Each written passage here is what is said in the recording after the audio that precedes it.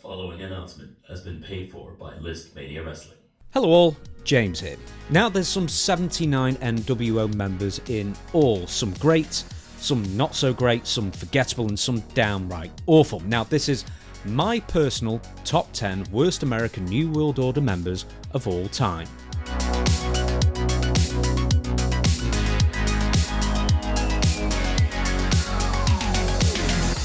Now I actually have to highlight the word American here, as we will not be dealing with Japanese members of the nWo, and we are also not going to be including the WWE version of the nWo or nWo associate members like referees Nick Patrick and Mark Slick Johnson, or low-level NASCAR drivers like Kyle Petty, or a host of nWo girls brought on at the end like Medeja, April Hunter, Tylene Buck, etc. So this leaves us with 37 nWo black and white members to choose from, so here is my top 10 worst members of the New World Order ever in the order they joined.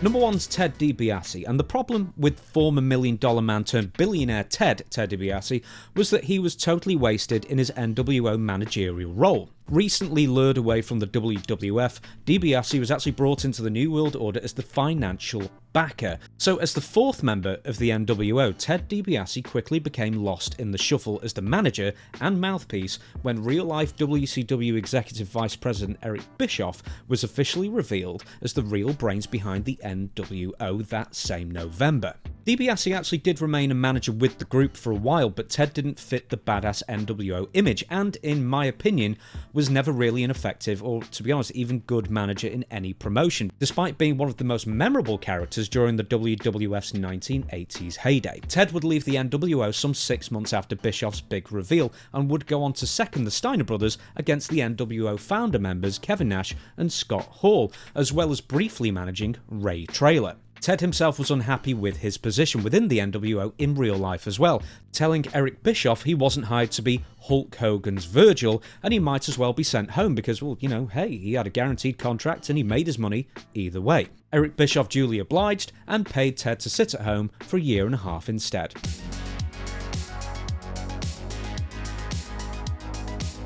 Number 2 is Vincent, and the former Virgil, the future Shane and Curly Bill, the late Mike Vincent Jones, the man whose most famous gimmick names were all one giant inside joke on the opposing company's presidents, was the 8th nWo member debuting on September 23rd, 1996, as the New World Order's head of security. Now, Vincent isn't in this top 10 list for a lack of tenure, or for his role as the nWo's flunky to make the baby faces look good. I mean, hey, someone in the nWo needed to get beaten up, and it sure wasn't going to be the real stars. Vincent is actually on this list because he was possibly the worst wrestler in history to be consistently signed to major wrestling promotions for large money contracts, and he just seemingly got more and more physically incompetent as time marched on. He was also part of the absolute worst iteration of the nWo in the spring and summer of 1999, which almost automatically qualifies him, but more on that later.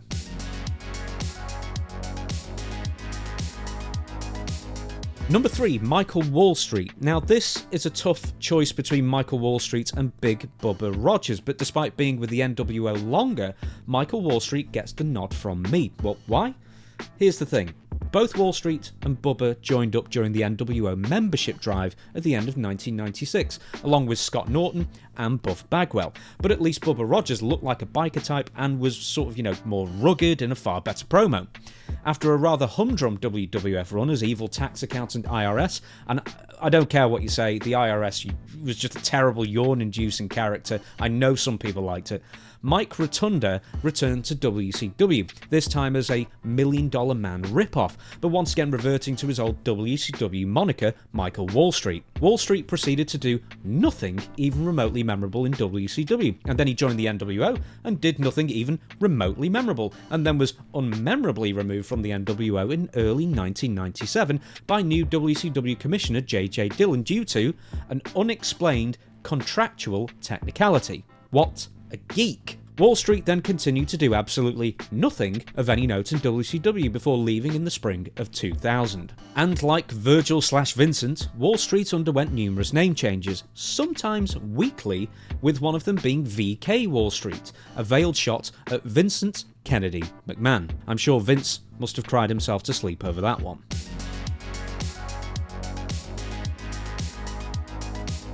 Number 4's Dusty Rhodes, and one of the most avid nWo opponents on commentary. Pro WCW American Dream Dusty Rhodes seconded fellow semi-retired wrestler turned commentator Larry Zbyszko at the January WCW sold-out 1998 pay-per-view against Scott Hall, who was seconded by Louis Spicolli.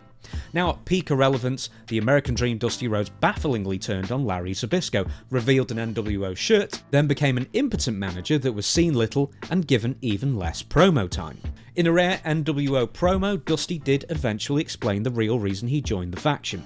While still an active member, keep in mind, Dusty said on WCW television that he was forced to join the New World Order by Eric Bischoff to get him out of the commentary booth, a line that made utterly no sense whatsoever within the ever-collapsing orb of kayfabe. Now, what's important for you to keep in mind is that there wasn't the nostalgia for old wrestling acts in the late 1990s because the current crop of superstars at the time was so fantastic. So this left a grossly overweight 52-year-old, bespectacled American Dream looking entirely out of place within the ultra-hip New World Order faction. Although he would be far from the only nWo member who would appear to be a fish out of water.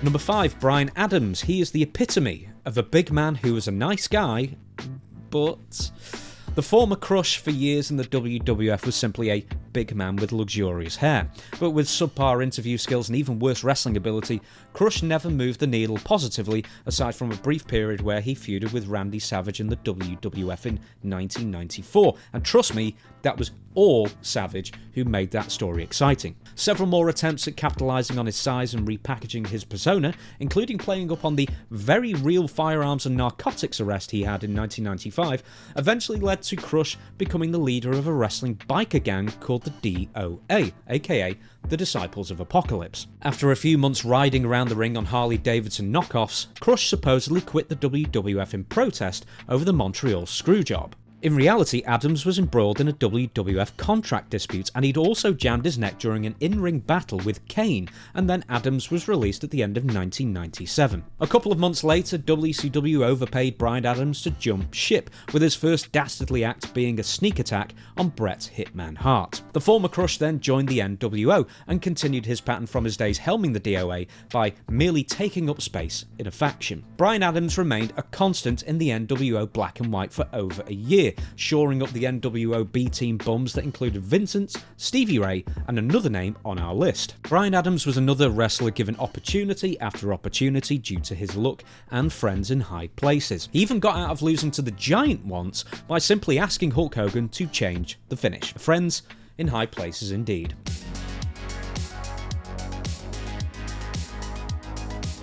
Number 6, and Bret Hart himself, when asked point blank if he was ever an official member of the nWo, said he didn't know. That's all you should need to hear in order to categorise Bret Hart, one of the absolute greatest of all time, as one of the worst New World Order members ever. There's so much to break down with Bret's run in WCW and the New World Order that a truncated top 10 list such as this one will never do it justice. So suffice to say that Bret was indeed a member of the New World Order on at least one occasion, a disputed several-month run in 1998, and also the leader of the revived nWo 2000 at the end of 1999 and beginning of 2000. The 1998 run made no sense, typical behaviour for WCW by now, as just a few months earlier Bret Hart had been the hottest commodity in professional wrestling after jumping to WCW following the Montreal screwjob. Before making his on-screen debut, Eric Bischoff and the New World Order spent weeks teasing that the Hitman would be joining the heel faction, but of course that wouldn't make any sense whatsoever, would it?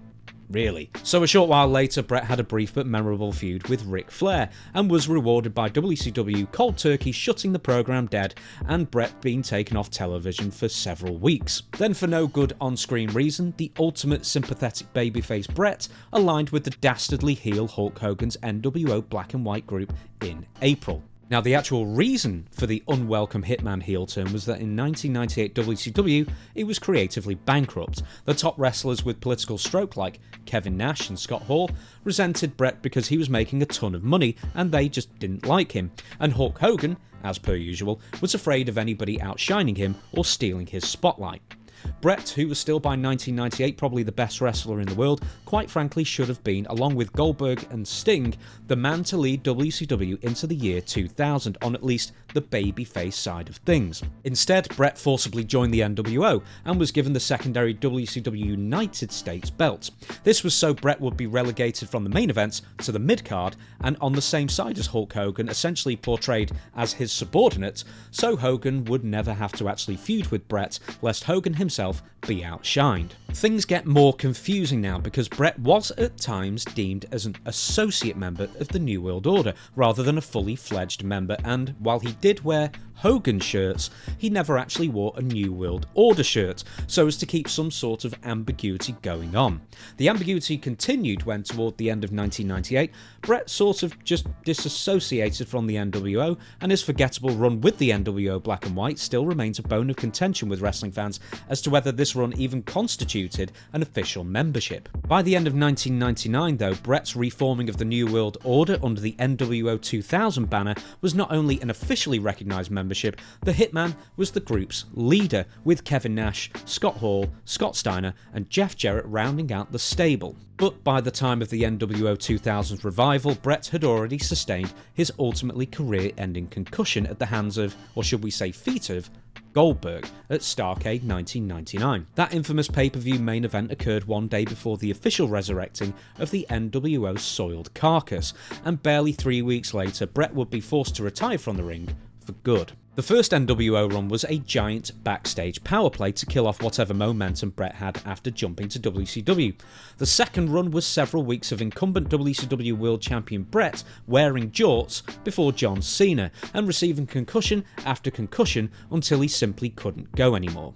A depressing end for one of the greatest, if not the greatest, to ever lace a pair of boots, and two of the all-time worst nWo runs for a single performer.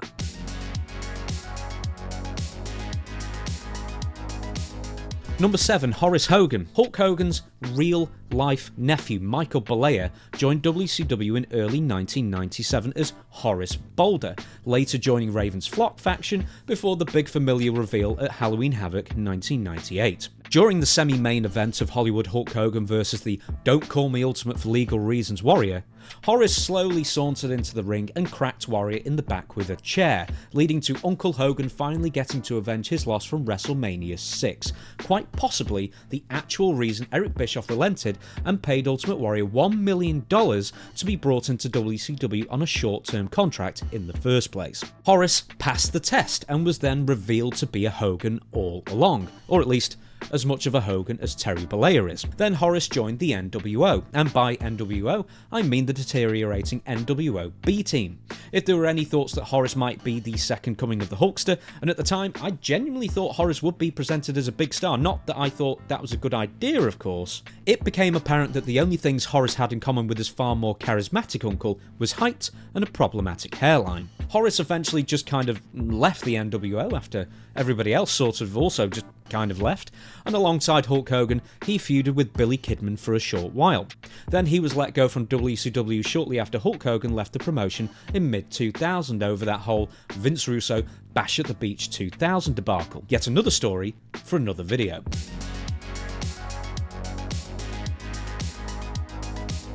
Number 8, Disco Inferno. Now, the reason why Disco Inferno gets on this list isn't because of a lack of talent, but more because of a lack of believability. Aside from being a somewhat goofy mid-card updated version of the Honky Tonk Man character, I mean updated from the 50s to the 70s I suppose, Disco was teaming with mid-card act Alex Wright, feuding with cruiserweight Juventud Guerrera and losing to cruiserweight Billy Kidman in late 1998. Then Disco started wearing nWo shirts and hanging around as an nWo wannabe, and even interfered in the Starrcade 1998 main event where Kevin Nash, who had just taken over WCW's creative reins in real life, booked himself to defeat Bill Goldberg for the WCW title and end Goldberg's legendary winning streak in sort of a pathetic screwy finish that hastened the end of Goldberg's run as a major money draw. Disco was eventually made an official nWo member after the unification of the nWo Black and White and Wolfpack factions at the beginning of 1999. Then Disco continued his career trajectory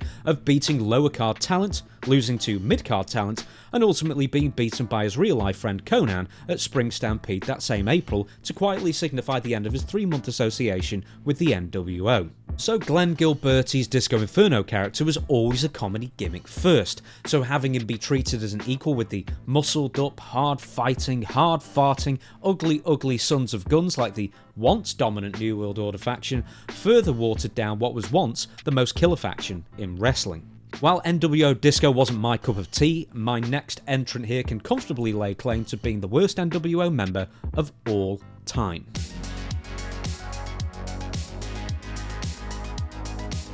Number 9, David Flair. Now, what can be said about David Flair that hasn't already been said since he debuted in WCW in 1998? Originally brought into WCW in a non-wrestling role as part of the Ric Flair-Eric Bischoff feud, David quickly found himself as one of the featured TV stars of WCW in 1999, which I promise you, in no small part helped kill off interest in WCW for good. It cannot be overstated that, as the son of all-time wrestling legend Ric Flair, David's presence, more than any other WCW performer individually, made WCW look so second-rate and so out of touch and so embarrassing. As for David Flair's nWo membership, in a convoluted plot, Kevin Nash brought in the debuting Samantha, who would quickly be renamed Tori Wilson, to seduce David and bring him into the nWo and therefore mess with the New World Order's most hated rival, Ric Flair. It worked, and that's when David Flair became an official nWo member.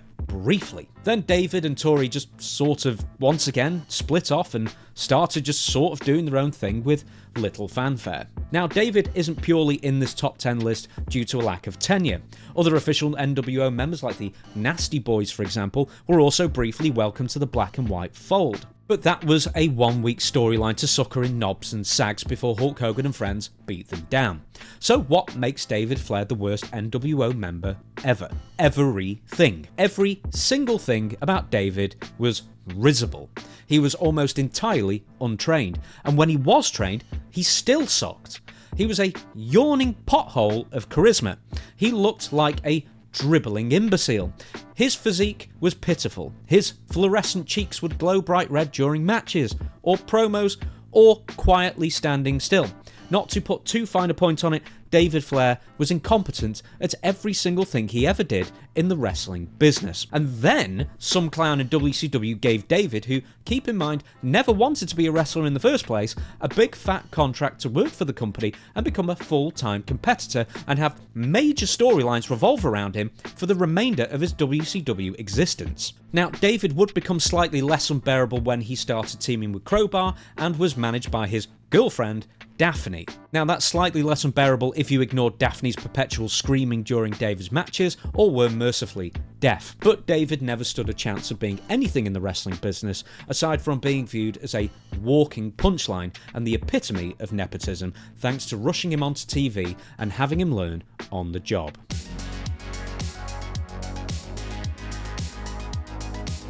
And number 10, the Harris brothers, the last names on our top 10 worst nWo members list. And another entry where you might be going, the Harris brothers? When were they in the New World Order? Well, the nWo quietly disbanded by the summer of 1999 and was about done shortly before the WCW Road Wild 1999 pay-per-view that August.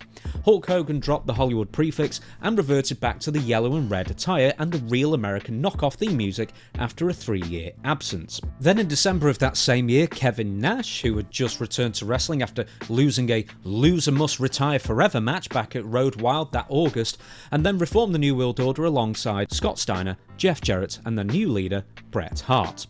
The nWo for the new millennium also returned with a new, uglier colour scheme of black and silver instead of black and white. Eyes rolled at the thought of a creatively bankrupt WCW grave defiling the New World Order's corpse, but with a heel-turned Bret Hart now leading the nWo 2000 group with his now classic t-shirt and pre-John Cena jorts outfit, who knows, maybe it could have worked. Well, it didn't. because Goldberg severely concussed Bret Hart one day earlier, causing Bret to retire a couple of weeks into the reanimated nWo's run. Goldberg, who was to be the nWo 2000's main opponent, then put his elbow and hand through a limo windshield in an unscripted moment when he dropped the metal bar he was actually supposed to be using and then nearly bled to death instead. Because of that unscripted stunt, Goldberg shelved himself for 6 months. This left a Bretless nWo 2000 feuding with people other than Goldberg, namely Terry Funk, Sid Vicious and Chris Benoit, who himself would leave WCW within a few weeks. But back to the Harris brothers, who had been brought into WCW as creative control, an inside reference attacking TBS censorship interference coined by the new WCW head writer Vince Russo in November 1999. A couple of months later, the Harris boys were bodyguarding for the nWo and, shortly thereafter, became fully fledged New World Order members for a short while. Well, what gets the Harris twins on this list? Well, I'm sure they're nice guys, but they weren't that good. Like their former DOA teammate Bryan Adams, the identical twins were big guys, and that's kind of all they really had going for them. They didn't even have lovely, well-conditioned hair like Bryan Adams, although one of the Harrises did have a lactating nipple, allegedly. Were the Harris twins legit tough guys? Sure. Decent on-screen bodyguards? Probably. Main event stars who should be teaming with Kevin Nash to wrestle Sid Vicious in a Hell in a Cell ripoff for the WCW World Heavyweight Championship? Of course not. Another watering down of a watered down version of the once great New World Order faction. The Harris brothers would be the final full members of the nWo as it existed in WCW before Vince Russo and Eric Bischoff returned to the company to team up together and then execute the great, and we use the word great purely in the dimensional sense as that angle was another creative nail in the WCW coffin, storyline reset of April 2000 that would see the wrestlers split between the New Blood and the Millionaires Club. The nWo died without even a whimper before being briefly revived in WWE in 2002, but that's a story for another video. Oh, and before we shut down this video, Disciple. As for Disciple, look, as horrendous a wrestler as the former Brutus the Barber Beefcake was by the late 1990s, he at least looked great, and to be honest, I kind of have a soft spot in my heart for the Disciple, so hey, it's my list, and if you don't like it, tough.